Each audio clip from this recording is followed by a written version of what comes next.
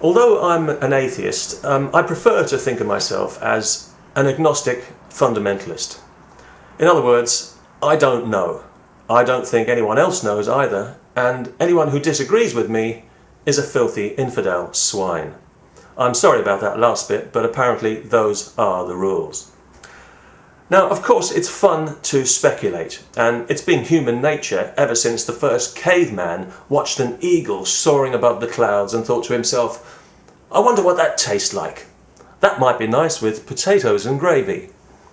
We've always speculated about what might lie beyond the stars, an activity not unlike theology, only without all the cast iron certainties. And it's fun to speculate about the big questions like the meaning of life, because you never know, somebody might actually come up with the answer. So far, nobody has, which would explain why there are so many expert opinions on the subject. But there's just something about human beings when it comes to the unknown, that we don't seem able to just wonder about something and speculate creatively, maybe have a bit of fun with it. No, not us. Instead, we like to decide beyond all possible doubt, without a single shred of evidence. We prefer to nail our colours to the mast before we even know if there's a ship attached to it, and often we'll defend that position to the death. Now, if that doesn't qualify as serious mental illness, I would love to be briefed on what exactly does qualify, and why. It's unfortunate that many people on this planet seem to believe the very first thing they're told, and stick with it for the rest of their life. Not only does it remain unexamined, but any attempt to challenge it is taken as a grievous insult. Clearly, those early few months and years of life are a very sensitive time, and whatever ideas are imprinted into the soft putty of the unformed mind at that stage stay there pretty much forever.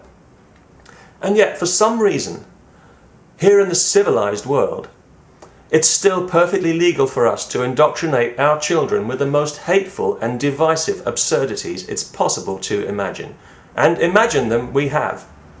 Creating in them not young, vibrant, healthy, inquiring minds, but rather stunted little freakish bonsai minds that are no use to anyone but a blood-sucking preacher. We not only allow this abuse, we actively encourage it. We throw public money at it, when we'd be better off subsidising the tobacco industry, because that does less harm. At least cigarettes carry a health warning. How about a mental health warning on the Holy Scriptures? Especially now that for the first time since the Middle Ages, faith and politics go together like sex and violence. Only this time, space-age weapons are controlled by Stone-Age minds. And right now, especially in the Middle East, things are shaping up quite nicely to blow us all to kingdom come. Except that no kingdom is going to come, because this is the kingdom, it has already come, and we're already living the dream. Religion knows this, but it doesn't want us to know it, because then it would no longer have any reason to exist.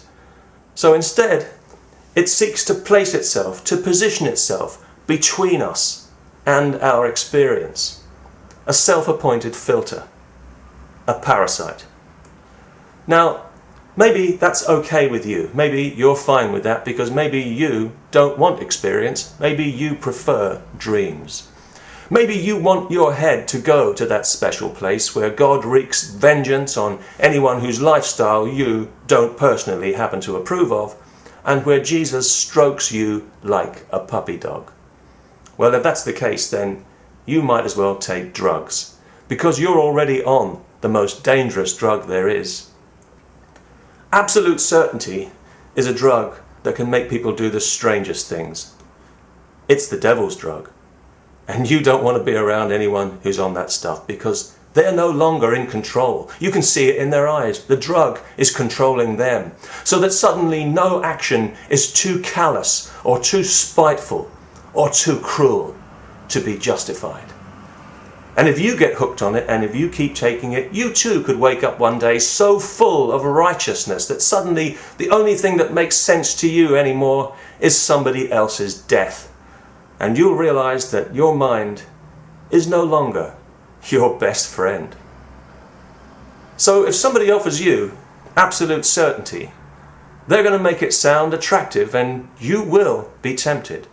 But just say no. Your mind, and your children's minds, will thank you for it. And that really is an absolute certainty. Peace.